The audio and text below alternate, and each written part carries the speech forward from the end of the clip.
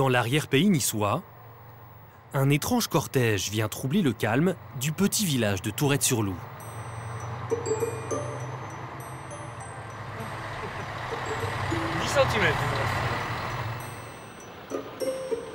Deux géants de près de 4 mètres de haut, empaquetés avec soin, vont rejoindre leur nouvelle demeure. Mets-toi là, c'est ta poupée qui prend les montagnes derrière. Ce sont des oliviers, et tout le village est là pour accueillir ces vénérables ancêtres, âgés de plusieurs siècles. Ah, celui-ci, il est plus vieux que moi, celui-là. Il a de l'avenir, celui-là. Il va encore bien retailler, bien engraisser, il va encore proliférer. Hein. Le nouveau propriétaire de ces oliviers, caché derrière son arbre, c'est Sébastien Risseau. On le tourne, ouais. Ouais, cette face-là, ouais. Il est magnifique. Regardez ce tronc, regardez cet âge, et puis de savoir que c'est un arbre qui a peut-être 500-600 ans, voire plus. De déplacer ça comme ça, sans problème. Ça vous fait quelque chose? Ah ouais, c'est un gros moment.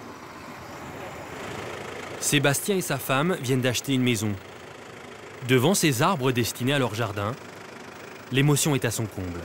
Vous avez les yeux qui brillent. Tout à fait. Non, c'est très émouvant de les voir arriver.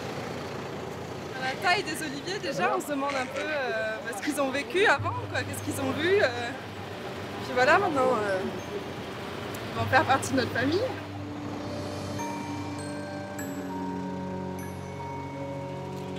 Ah, mais ça passe. Vas-y, vas-y, c'est bon, Christian, c'est bon. C'est bon, il y a 2 bras, c'est bien. Hop, hop.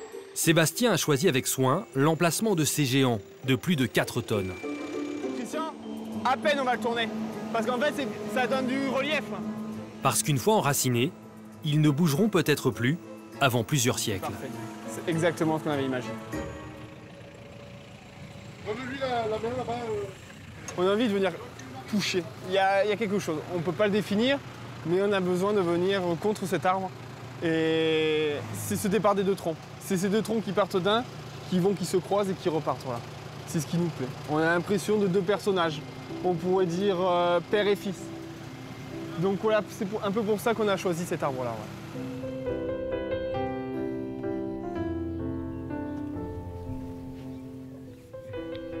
C'est la Méditerranée, c'est tout simplement les vacances pour la plupart des gens. Comme Sébastien, depuis quelques années, les Français se sont découverts une passion pour l'olivier. Certains investissent même dans cet arbre d'exception, comme dans des grands crus ou des tableaux de maître. Et les prix flambent, jusqu'à 100 000 € pour un arbre millénaire. Mais aujourd'hui, ils sont des millions à vouloir ce bout de Méditerranée dans leur jardin. Alors, pour répondre à la demande, les jardineries et les grandes surfaces proposent des arbres accessibles à toutes les bourses. Et l'olivier est victime de son succès. Arrachages brutaux, production massive, étiquetage aléatoire, ce symbole de paix et de fraternité est devenu en quelques années celui de l'excès et de la discorde.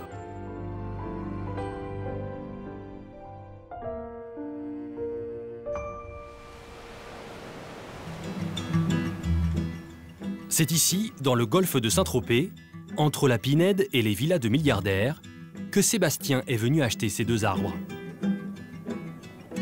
Chez Thierry Derbez, le pépiniériste qui fournit les stars et les clients fortunés de la Côte d'Azur. Qu'est-ce qu'ils ont de particulier, ceux-ci? Ah ben ceux-là, ils sont taillés, ils sont déjà repérés dans les champs. Donc ça, c'est un artisan qui nous fait ça. Et la dernière mode à Saint-Tropez, c'est ce nouveau modèle, un olivier taillé en nuage. Et c'est quoi le prix d'une plante comme ça 4 900 €. En 10 ans, Thierry Derbez a vu exploser son chiffre d'affaires. Autrefois cultivé pour ses fruits et son huile, l'olivier est devenu ornemental. Thierry considère même ces arbres comme des œuvres d'art, convaincu que chacun d'entre eux a une histoire à nous raconter. Ce que j'aime bien, c'est que vous voyez, c'est ce tronc noueux, ça représente un peu tout son passé, toute sa vie. Il y a des traces de gel. Vous voyez ici, ça c'est un arbre qui a gelé. Et qui a gelé il y a plusieurs siècles. Hein. C'est un arbre qui a à peu près 1000 ans, ça, parce qu'il est très vieux. Il est marbré. Et on a un peu tout son passé là, ses souffrances, ses joies, sa façon de pousser. Et pour l'arrivée de certains arbres exceptionnels, Thierry Derbez tient à être présent en personne. Qu'est-ce qui est en train de se passer là, M. Derbez là? Bah, ça c'est un olivier qui est en train d'arriver d'Espagne, qu'on a préparé il y a 3 ans et demi. Un arbre majestueux, 17 mètres d'envergure. Thierry Derbez compte le revendre 45 000 €, à condition que ses employés travaillent dans les règles de l'art. Que là c'est abîmé. Hein. Ouais, ça c'est. Non, ça c'était avant. Et ça. Non, la vie. Ça c'est nouveau ça. Ouais. Il est Faut- Il y a quelque chose qui vous... Ouais, il est un peu abîmé là alors. Qu'est-ce qui s'est passé? Ah, c'est au chargement, je pense. Ce géant de 7 tonnes est fragile. Thierry Derbez exige qu'il soit traité avec délicatesse. On passe encore une toile de jute, on va en mettre encore une supplémentaire. Ah bon, ici?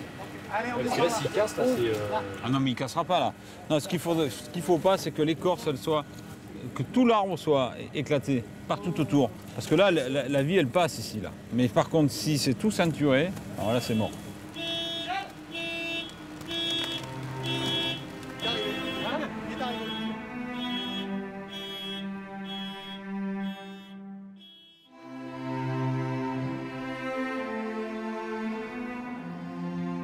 Avant de le revendre, il lui faudra attendre encore 1 an, le temps que l'olivier refasse des racines et s'habitue au climat tropézien. Respectueux de ce cycle naturel, Thierry Derbez vend des arbres qui sont parmi les plus beaux, mais aussi les plus chers du marché. Il nous a donné rendez-vous quelques jours plus tard pour nous expliquer comment il les sélectionne.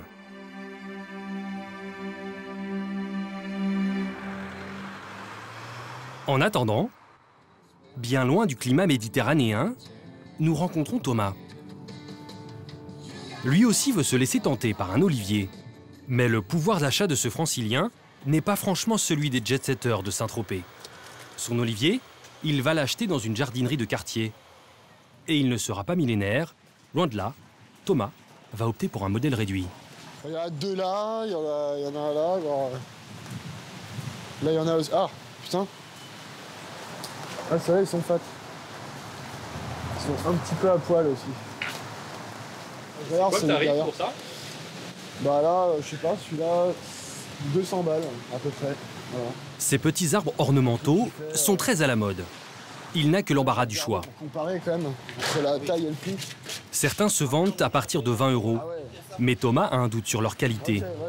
Avant d'acheter, il veut savoir si son olivier résistera aux rigueurs de l'hiver parisien. Ouais. Je peux le mettre à l'extérieur ou pas? C'est à l'extérieur, ça va. C'est à l'intérieur, faut pas? Non, et normalement, ça résiste à moins 15 degrés. Moins 15 degrés. Ah ouais, d'accord. Le front sont tels cuits. Vous pensez qu'il peut tenir en extérieur à Paris? Ah non, ça tient, c'est quand même costaud, ça tient. Bon, à partir du moment qu'il n'y a pas de soleil, qu'il fait chaud, c'est bon. Hein, mais c'est quand même assez résistant. Ouais, celui-là, il est... Rassuré par les arguments du vendeur, Thomas craque finalement pour ce modèle à un peu moins de 100 €.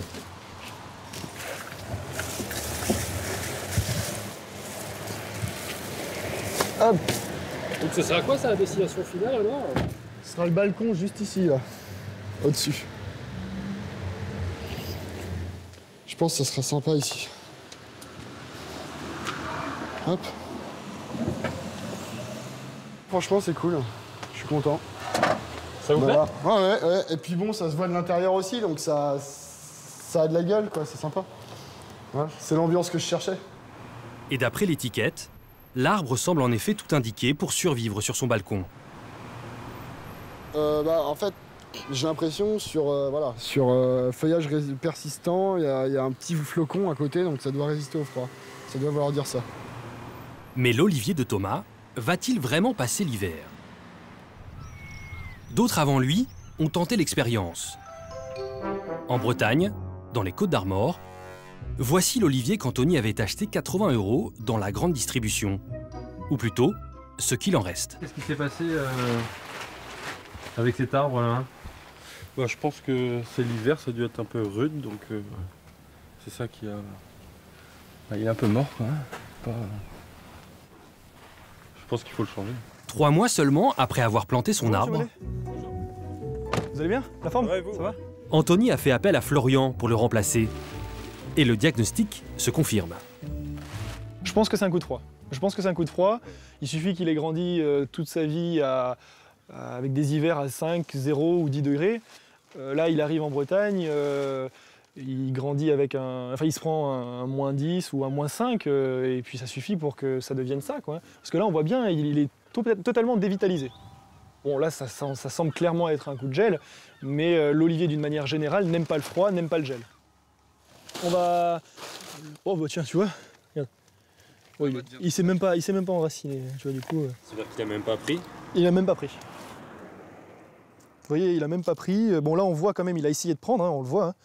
Hein. Ouais, on voit qu'il a essayé de commencer à prendre. Vous voyez, on voit les radicelles. C'est vraiment un produit de mauvaise qualité, là. Oui. Oui.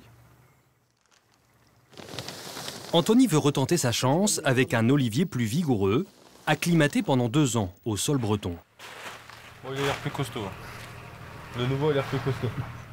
En tout cas, il ne veut plus prendre le risque de racheter un olivier en grande surface. Et je pense qu'on est à peu près à 1 qui reprend sur 2 vendus.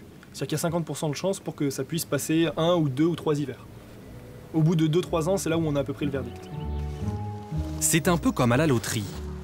Beaucoup d'oliviers vendus dans la grande distribution ne survivent pas dans le nord de la France. Car ils appartiennent à des variétés qui ont besoin de chaleur et de soleil. Mais ça, le consommateur n'en sera jamais informé.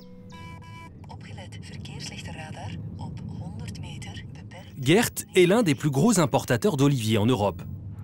Depuis la Belgique, il inonde des centaines de jardineries françaises, avec des arbres qu'il importe d'Italie.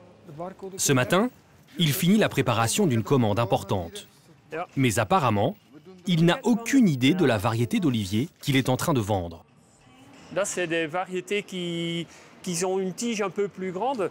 C'est la déco, quoi. C'est pas... La variété, on sait ce que c'est ou pas? Là, non, ben, je connais pas toutes les variétés. Non, c'est même pas... non, c'est même pas noté. C'est même pas noté. Donc, tu vois, Olea europea, c'est le nom commun. Là, c'est pareil, c'est le chromo Olea europea, tu vois, ça c'est un... Qui est l'espèce, en fait. Qui est l'espèce, et puis il explique un peu comment il faut planter. C'est très général. C'est très général. La variété, ici, c'est pas important. Ici, ça n'a pas d'importance. Pour nous, c'est la déco, c'est le feuillage, c'est la couleur, c'est la forme, c'est la tige, c'est la déco. La forme de l'arbre, c'est ça qui fait vendre. Et qu'importe si ces oliviers ne passent pas l'hiver, c'est même plutôt bon pour ses affaires. C'est un olivier que tu vas mettre sur ta terrasse tout l'été, et puis quand il est mort ou quand en automne il crève de soif ou de je sais pas, hein, ou d'eau, excès d'eau, on va le jeter et l'année prochaine on achète un autre. C'est un produit typiquement consommation et d'impulsion. Quand il fait beau, ça se vend. Pour comprendre comment il négocie l'achat de ces arbres jetables, nous décidons de remonter avec lui la route de l'olivier jusqu'en Sicile.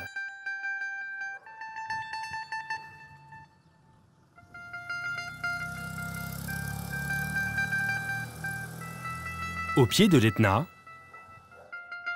dans une Italie écrasée de soleil et de tradition, les serres ultramodernes de Piantefaro, la plus grande pépinière de plantes méditerranéennes en Europe. Près de 30 000 mètres carrés de serres, 500 hectares de production, des millions de plantes et d'arbres.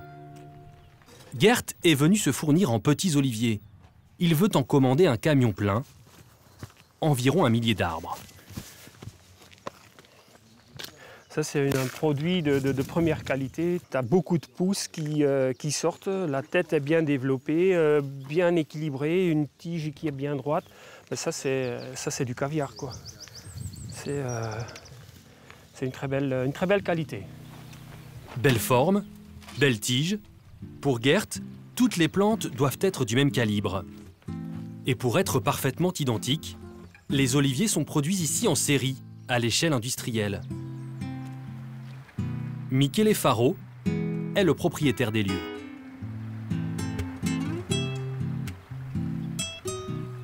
Et là, c'est une très bonne taille. Même les styles, tu vois. Oui. Ça, c'est un arbre d'olivier très intéressant. Un tronc qui est... Un tronc très fort, très propre. Ça marche très bien. C'est peut-être une autre typologie de... C'est à lui que nous avons demandé des précisions sur les variétés d'olivier qu'il exporte. Qu'est-ce que c'est comme variété là? Frantoio. C'est l'autre variété. C'est une variété qui est plus difficile à être formée en boule sur tige, mais c'est bien pour avoir un arbre un peu plus naturel. La Frantoio, c'est justement l'une des variétés qui a le plus de mal à résister au froid. Et c'est pourtant l'une de celles que Gert s'apprête à importer. Frantoio, c'est une variété qui tient pas très bien. Ça, c'est un problème, je ne dis pas que c'est un problème pour le consommateur, mais cette taille-là, à -8, le consommateur est conseillé, ou je conseillerais à un consommateur de le rentrer en hiver. Et c'est écrit sur les étiquettes, ça je crois que c'est pas marqué qu'on doit rentrer, mais c'est marqué qu'il résiste à -8. Contrairement à ce qu'affirme Gert, nous allons constater que les étiquettes ne comportent aucune indication claire sur la résistance au froid. Ici, il y a un coin qu'on a appelé Hall Europea, c'est le nom botanique de l'olivier. Quant aux variétés, Michele n'a pas jugé bon pour l'instant de les indiquer. Alors on va la mettre. Est-ce que c'est pas marqué encore là? Ça c'est pour les oliviers, on vient de réétudier. Ça c'est une vieille version, on va réétudier toute la communication. Parce qu'il n'y a pas la variété non plus. Oui, la variété comme on a dit, l'ornemental, c'est pas trop important. Pas très important, sauf pour les milliers de consommateurs dont l'arbre ne passera peut-être pas le prochain hiver. L'olivier est pourtant un arbre à la longévité exceptionnelle, jusqu'à plus de 3000 ans. Il suffit pour cela qu'il vieillisse dans de bonnes conditions.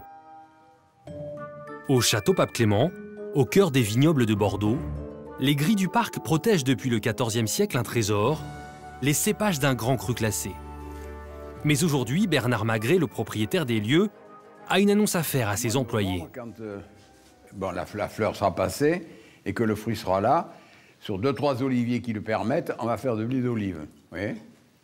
C'est-à-dire en 2014, sur un truc qui est à 1500, je veux dire 1800 ans. C'est intéressant pour l'image. C'est la nouvelle folie de Bernard Magret, ce richissime propriétaire de grands vins, d'objets d'art et de meubles de collection. Dans le parc de son château, il a planté des oliviers millénaires. 12 arbres, dont le plus ancien date du IIe siècle, après Jésus-Christ.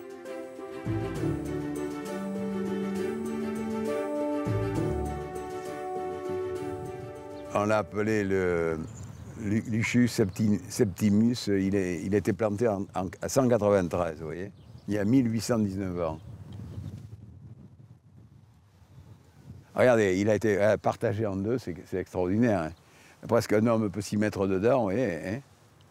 Sûrement d'ailleurs, ou un enfant. Et voilà, il y a tout. Ça a souffert, ça a traversé les ans. Comme le vin qui se bonifie avec les années, pour Bernard Magret, c'est le temps qui a donné à ces arbres toute leur valeur symbolique.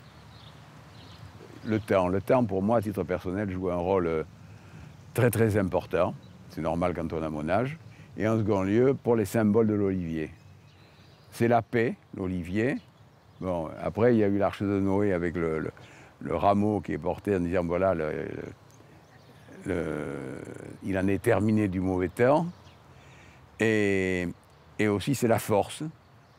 Et aussi, c'est l'harmonie. En tout, ce passionné a acheté 12 arbres aux enchères pour plus de 700 000 €. Et pendant que la cote des oliviers millénaires flambe, ces arbres deviennent une denrée rare. Sols arides, hiver chaud. Depuis l'Antiquité, les campagnes espagnoles se sont développées autour de la culture de l'olive. Et elles recèlent la plus grande quantité d'arbres millénaires. Ces champs d'oliviers sont le terrain de chasse de Thierry d'Herbez, le pépiniériste de Saint-Tropez. Là, par contre, le champ, il est superbe. Pour trouver les meilleurs spécimens, il se rend lui-même chez les producteurs d'huile d'olive. Il repère les arbres que les propriétaires veulent céder. Ah, c'est beau. Thierry va choisir les plus beaux et les plus anciens. Là, de suite, on voit que on peut le tailler, on garde toute la structure, toute la forme de l'arbre. Là, il y a... Magnifique, là. Là, tout de suite. Pour ses clients de Saint-Tropez, Thierry d'Herbez ne cherche que des arbres avec du caractère. Là, tout de suite, on sait qu'on est dans ce qu'on recherche. C'est-à-dire, qu'est-ce que vous recherchez, par exemple ? exemple ? Ça, je recherche ça. C'est pas compliqué. Ça, c'est la plante parfaite. Elle est basse, on va la tailler, on va pouvoir la mettre sur un camion sans toucher à la structure de la plante. Ça, c'est beau. Il lui suffit d'un simple coup d'œil pour séparer le bon grain de l'ivraie. Ça ressemble à un pommier, quoi. Je veux dire, ça n'a rien d'un olivier. Il n'y a, pas de caractère, il n'y a pas de force, il n'exprime rien. Voilà. Tout ça, là, ça vaut, pour moi, ça vaut rien. Ça vaut rien, ça vaut rien, ça vaut rien. Voilà, là, il y a un arbre qui est intéressant. Pourquoi il est intéressant, celui-là ? Parce qu'il a de la force, il est plein de... Voilà, là il monte, il redescend. Ça, une fois taillé, c'est des formes qui sont très intéressantes pour les paysagistes. Là, il y a quelque chose qui se passe. Et tout au bout du champ, il va trouver la perle rare. Pour un client, ça, c'est un très bel arbre. Un arbre comme celui-ci pourrait être vendu à combien, à peu près ? Celui-là ? Ouais. Bah, celui-là, il va coûter dans les... Ça, c'est un arbre qui va coûter dans les 15 000. 15 000 euros ? Ouais, parce que là, c'est si on veut le garder, là, il faut un convoi exceptionnel. Donc, convoi exceptionnel, c'est 6 000 euros. Donc, là, on va le garder comme ça. On en met qu'un dans le camion. Ce qui conditionne le prix de l'arbre, c'est le transport, mais aussi toutes les précautions prises pour conserver sa structure. Pour déplanter un olivier millénaire, les équipes de Thierry d'Herbez prendront une journée entière. Ah ben là, c'est bon, là, je sais que si on se met d'accord, on fait l'affaire. Ah mais ils sont magnifiques. Un plateau. Mais en Espagne, ils ne sont pas beaucoup à prendre autant de précautions. Pour vendre moins cher que Thierry d'Herbez, certains cherchent par tous les moyens à réduire les frais de transport.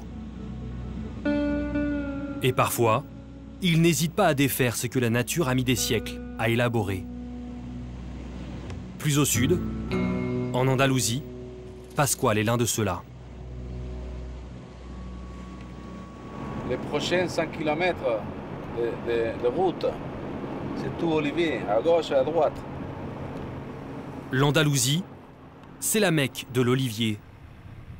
1,5 million d'hectares de plantations, 300 millions d'arbres qui servent à produire de l'huile d'olive.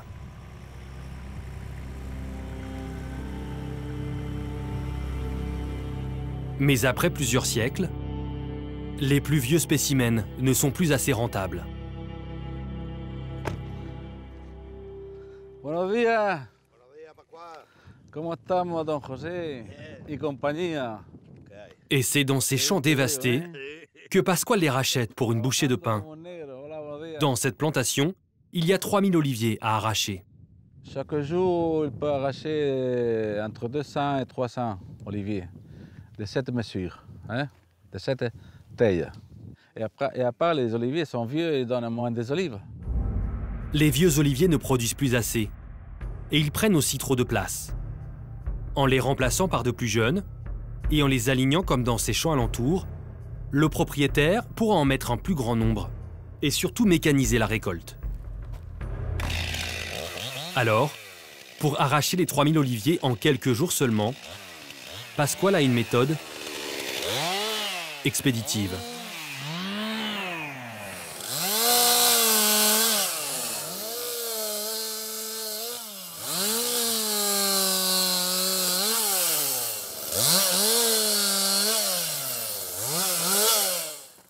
En quelques minutes, il ne reste plus qu'un tronc.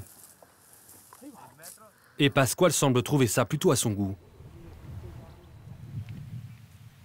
Ils sont bons, hein, ils sont jolis. C'est la taille qu'il a, hein, la forme, elle est droite. Hein. Il a tous les bras. Hein, où il va commencer à bourgeonner ici. Hein. Il est joli. Hein. Et les autres aussi, ils sont jolis.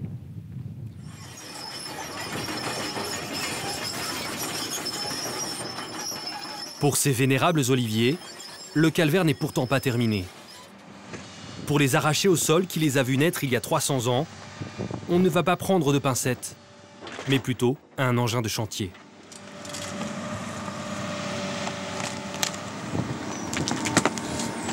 Ce craquement, ce sont les racines. Lors de l'arrachage, l'olivier subit un stress important. Le risque, c'est qu'il ne reparte plus jamais. Mais si les arbres sont aussi sévèrement taillés et malmenés, c'est avant tout pour rentrer dans le camion. On met deux jusqu'à final. Il est en hauteur, il a la bonne taille là? Non, l'auteur maintenant c'est petit, c'est bon. Hein. Il ne doit pas passer les 4 mètres du sol. Le transport coûte cher. Le principe, c'est d'en mettre un maximum sur le camion. Vous pouvez mettre combien d'arbres ici? Ici, 18, 20, plus ou moins. Ils sont gros, hein. Quand ils sont petits, on en rentre plus. Faut bien les tailler, hein. Et si on veut pas que les racines dépassent, il faut les tailler bien courts. Sinon, ils dépassent sur les côtés. Et en effet, quand ça ne passe pas, on ne va pas s'embêter avec les racines.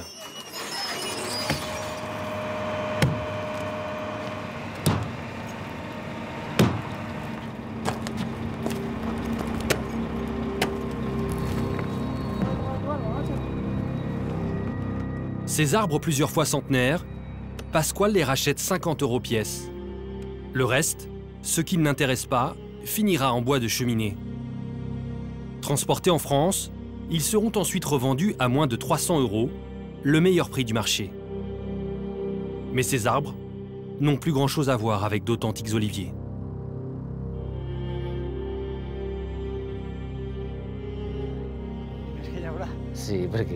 Alors en Espagne, la résistance s'organise. Joaquim fait partie de ceux qui ont décidé de se mobiliser contre le pillage de ce patrimoine national. Sa vallée, celle du Maestrat, est l'une des plus touchées d'Espagne. Ici, dans ces vallées, c'est la plus grande qu'on a documenté, la plus grande quantité des oliviers millénaires. D'Espagne? Du monde. C'est la plus grande quantité du monde. Ça donne envie de les prendre, mais ces oliviers millénaires, il appartient à personne. Il appartient à cette vallée. Et il appartient à tout le monde qui les garde, qui les protège, qui les met en production et qui les fait travailler. Et ça appartient, c'est tout juste que ça c'est le paysage de cette région. On n'a pas le droit de les arracher, hein. Je crois.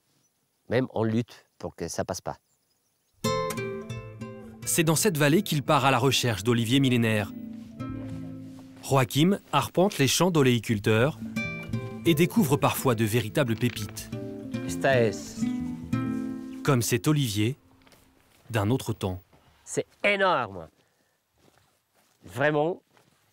C'est un olivier qui a quel âge, celui-là? 2800... Bon, on ne sait pas exactement, mais entre 2500 et 3000 ans. Il est incroyable, hein. Ça doit faire, je ne sais pas, mais 50 000 kilos. C'est 300 mètres carrés, ça. Cet arbre monumental prend la place de 50 petits oliviers. Le propriétaire du champ pourrait choisir de l'arracher et d'en planter beaucoup plus. Mais ça, pour Joaquim, ce n'est pas envisageable. Il faut faire une chose spéciale avec cet arbre, c'est trop spécial. C'est un arbre de Tolkien, ça. Et nous, on veut faire une édition spéciale de l'huile d'olive de cet olivier. Uniquement de cet olivier? Ouais, uniquement de cet olivier.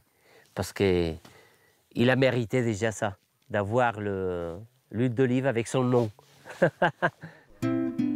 Pour sauvegarder ce patrimoine unique au monde, Joachim a eu l'idée de recueillir l'essence de ces arbres et d'en faire une huile hors du commun, une huile d'olivier millénaire.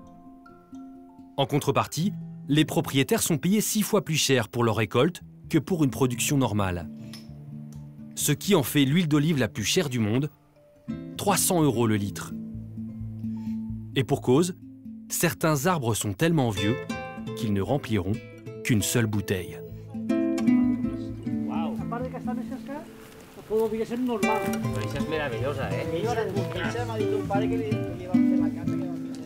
Celui-là, nous, Manuel et moi, on ne la connaissait pas. Et vraiment, c'est incroyable.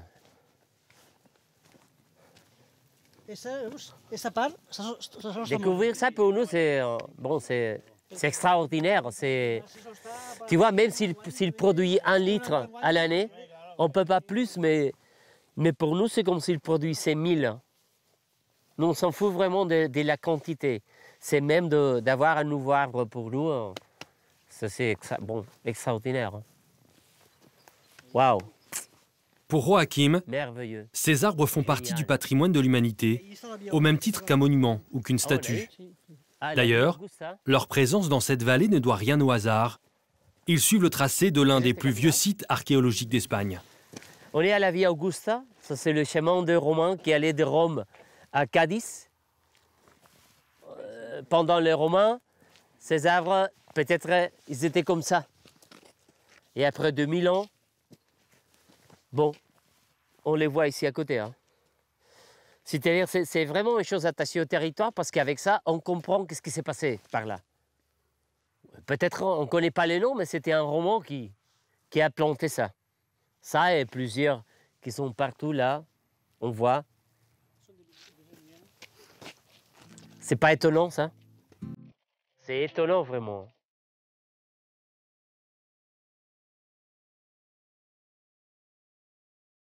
Avec le combat de Joachim, les mentalités commencent à évoluer en Espagne. En 2006, la région de Valence a interdit l'arrachage des arbres de plus de 300 ans. Mais à ce jour, ils ne sont protégés que sur 4% du territoire national. Partout ailleurs en Espagne, les oliviers millénaires sont toujours des chefs-d'œuvre en péril.